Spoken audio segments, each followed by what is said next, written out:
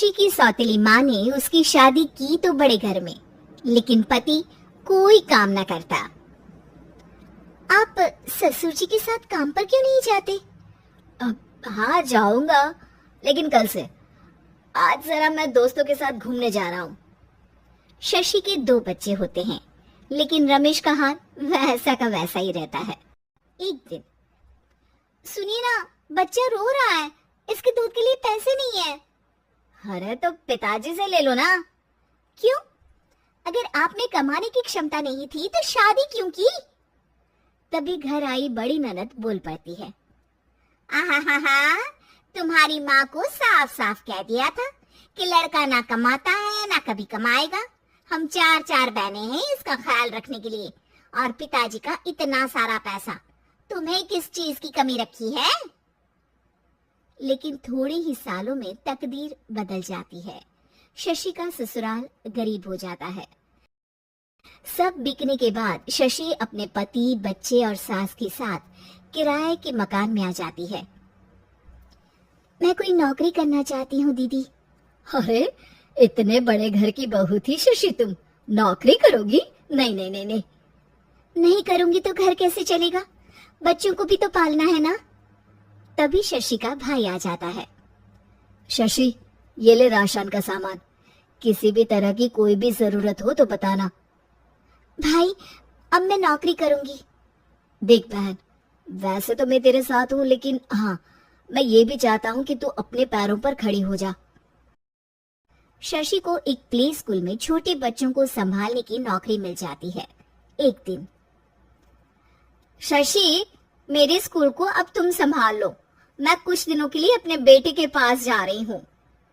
लेकिन play school अकेले मैंने कभी नहीं संभाला है।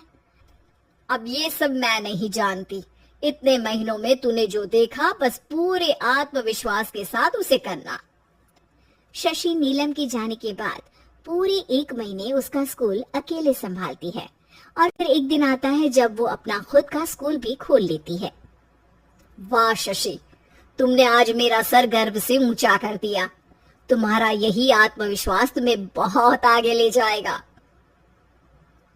नीलम, बहुत आगे जाने की चाह नहीं है, बस ये छोटा सा स्कूल मेरे बच्चों की अच्छी शिक्षा में मेरी मदद करे, यही मैं चाहती हूँ।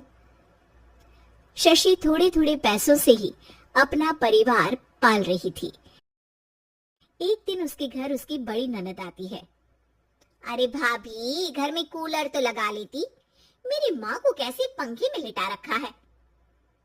अरे तो शशि कौन सा एसी लगा कर सो रही है, वो भी तो यहीं रहती है ना मेरे पास। ज्यादा यहाँ आकर मेरी बहू को परेशान न किया करो। हाँ, मुझे भी शौक नहीं है इस छोटे से घर में आने का। मैं तो बस ये बोलने आई थी कि मेरे बेटे की शादी है तो ननिहाल का जो नेग होता है वो ले आना। हाँ, जितना बनेगा कर देंगे, और ना हुआ ना तो वो भी नहीं करेंगे। तभी शशि बोल पड़ती है, अरे नहीं माँ जी, रीटा घर की बेटी है, उसके ससुराल वाले उससे शादी पर पूछेंगे कि मायके से क्या मिला। रीटा, तुम मुझे सामान की लिस्ट भेज देना, मैं पूरी कोशिश करूंगी कि तुम्हारी हर डिमांड को पूरा करे। अच्छा, मैं खाना लगाती हूँ। शशि ये बोलकर किचन में चली जाती है। धीरे धीरे कर शशि किसी न किसी तरह अपनी सारी ननदों की डिमांड भी पूरी करती, बच्चों की ख्वाहिशें भी, और उनकी पढ़ाई के लिए पैसे जोड़ती।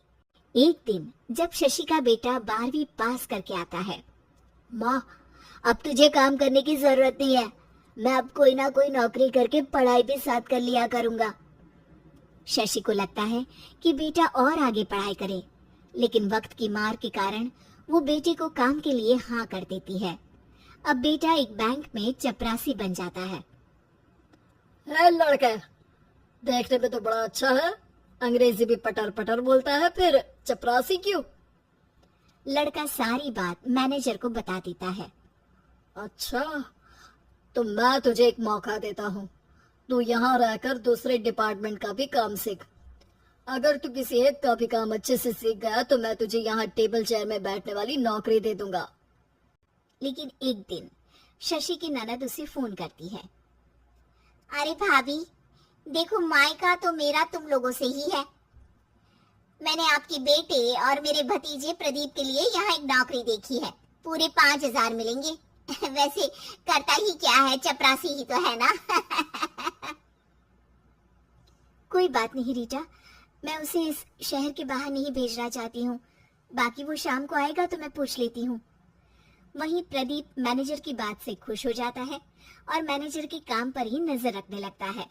वो उनकी तरह के पेपर पढ़ता, काम करता और आने वाले लोगों की बातें सुनता। एक दिन बैंक में ऑडिट वाले आते हैं। ये गलत है, पूरी बैलेंस शीट नहीं मिल रही है, कहीं ना कहीं गड़बड़ है। ए मैनेजर, क्या करते हो? बैंक के पैसों का हिसाब सही नहीं है।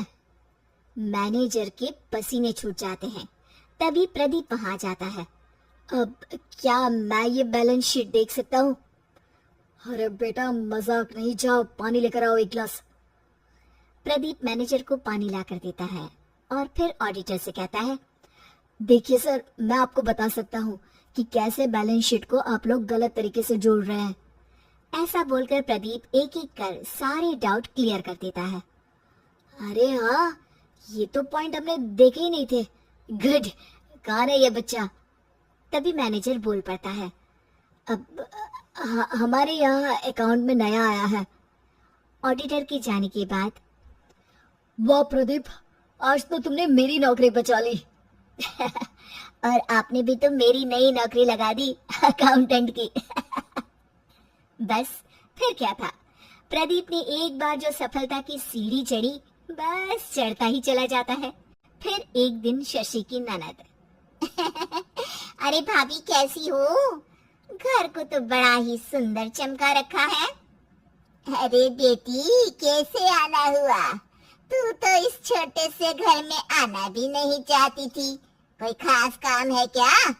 अब हाँ, वो माँ, मेरा जो मझला बेटा है ना, वो अकाउंट से पढ़ाई कर रहा है, तो प्रदीप से बोलकर उसकी भी कहीं अच्छी नौकरी लगा दो ना।